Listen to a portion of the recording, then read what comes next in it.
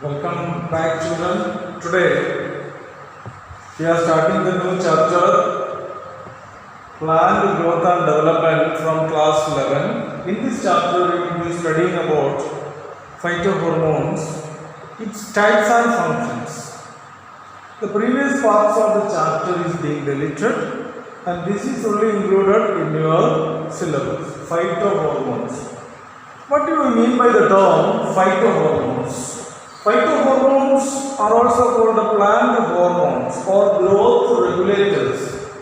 Growth regulators, GRF, growth regulators or phytohormones are plant hormones which are synthesized in plants in small quantities, and they regulate the functions, various functions in plants, as well as the growth and reproduction of the plant. So, phytohormones are plant hormones or growth regulators which regulate or control the growth and various functions in plant. There are two categories of plant hormones or phytohormones. The first category we can say the hormone that promotes the growth of the plant. Growth promoting factors, and the second group of growth inhibiting factors. What are the growth promoting hormones? I will tell you three growth promoting hormones: auxin, gibberellin and cytokinin. So what are the three growth promoting or growth initiating hormone? Auxin, gibberellins and cytokinins.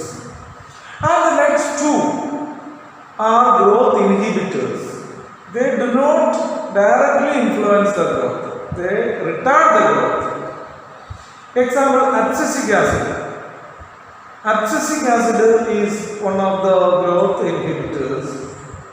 And the another one is ethylene. It's a gaseous phytohormone. Ethylene is in the borderline. Some scientists say ethylene promotes the growth and others growth inhibit. So we can understand that both the functions, growth promoting and growth inhibiting, is shared by ethylene hormone. So we can say generally abscisic acid and ethylene are coming in the growth inhibiting group. Let me tell you about the discoveries of these hormones. All the five hormones were discovered accidentally, unexpectedly by various scientists. For example, we can say the discovery of auxin. Charles Darwin and his son. But did you know Charles Darwin was experimenting with the coleoptile of canary grass. Canary grass. Canary grass is a normal type of grass growing everywhere. So canary grass. And he observed that the canary grass started bending towards the direction of light. And later on he experimentally proved that the canary grass went towards the direction of light, we call it phototropism, was due to a substance produced at the coleoptile. Coleoptile means the growing tip of the stem. Coleoptile. So the canary grass started bending towards the direction of light. This was due to the auxin synthesized at the coleoptile or the growing tip of the canary grass. So the auxin is synthesized at the tip of the canary grass, that is called coleoptile, and this auxin synthesized at the tip of the canary grass. Okay? Responsible for bending the canary grass towards the direction of light. So, what was this? The auxin was really discovered by two scientists, Charles Darwin and his son, but later on it was isolated by F.W. Wendt. F.W. went from oats seedling. You know oats seedling. Okay, so we can understand that the canary grass was the initial plant where Charles Darwin experimented and understood that certain chemicals produced at the coleoptile cause it bending towards the direction of light. Later on, these substances, this chemical, we call it oxin, was isolated by F.W. Bell from oat seedling. That is the discovery of oxin. Now let's see the discovery of gibberellic acid or gibberellin. So the gibberellic acid or gibberellin was discovered by E. Kurosawa. He was studying the rice plant, paddy or rice plant. E. Kurosawa observed that the rice plant developed certain diseases, certain symptoms. We call it Beckane disease, B-A-K-A-N-E, Beckane disease. This affects the rice plant, and this disease is due to a fungal infection. What is the fungus? Gibberella fungiculae. The name of the fungus is Gibberella fungiculae. What is the name of the fungus? Gibberella fungiculae. This Gibberella fungiculae secreted a substance called gibberellin or gibberellic acid that caused disease. Which disease? Beckane disease in rice plant. Later on, Kurosawa identified this disease-causing substance produced by Gibberella fungiculae is gibberellic acid or gibberellin. Gibberellic acid or gibberellin. He observed and isolated this in the rice plant.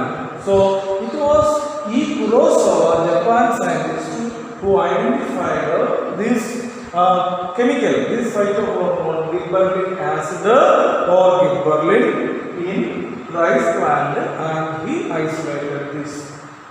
Now the third one is the cytokinin. We commonly call it kinetin. F. Skoog and Miller. F. Skoog. What is the name of the scientist? F. Skoog and Miller extracted cytokinin. We commonly call it kinetin from the stem.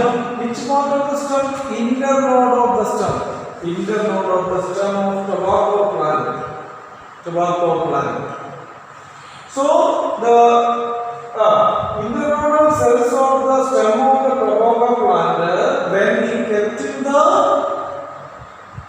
container which contained auxins and the extract of yeast and coconut milk or DNA, it divided into callus. What is callus? A homogeneous mass of tissue, just as in the tissue culture. So we can understand that Skoog and Miller, they were experimenting with the tobacco plant. They took the internodal cells from the tobacco plant and kept in the medium containing auxin and the extract of the yeast as well as the coconut milk or DNA. And in this medium, the internodal cells of the tobacco plant are divided into callus. You know, callus is a homogeneous mass of tissue. So the cell divided and form homogeneous mass of tissue. Many cells. So many cells are divided and form a homogeneous mass of tissue. And this is what is called what? Cell division.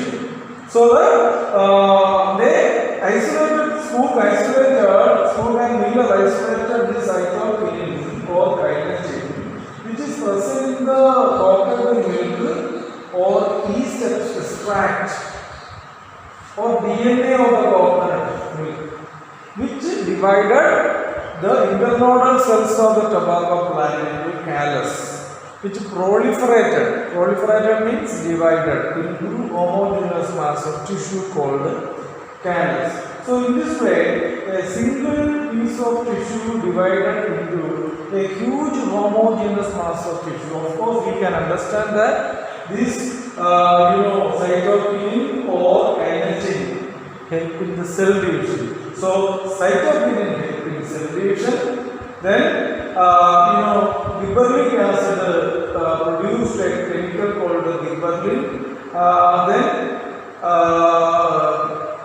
Then abscisic acid, then auxin was produced from the coleoptile of, what we call canary grass and cord seedling. So this is the introduction about this growth promoting factor. So what are the three types of growth promoting hormones in plants? Auxin, gibberellin and cytokinin. When we come to the growth inhibitors, we can say two categories: abscisic acid and ethylene. Abscisic acid is totally growth inhibiting hormone. They are also called stress hormone. They close the stomata when there is a shortage of water in plants. When there is a stress due to the shortage of water in plants, the abscisic acid will close the stomata and thereby preventing the transpiration. At the same time, ethylene is a phytohormone which is called a gaseous phytohormone. But they are also found in the liquid form. They can also occur in gaseous form. This ethylene really helping the maturation of fruits and seeds, and thereby they also promote abscission and senescence. Abscission means premature falling of the fruits and the branches. Then senescence is the old aging. Abscission is the premature falling of the fruits and seeds. In some plants, the small fruits like mango or orange or apple, they fall off even before they mature. This is called senescence. SENESCENCE. Whereas, abscission, then senescence, or we can also say they are old aging, senescence or abscission. Okay, you got this idea? So abscission is the premature falling of the fruits and leaves, and senescence is the old aging of the plant. These are due to ethylene and abscisic acid. Okay, thank you.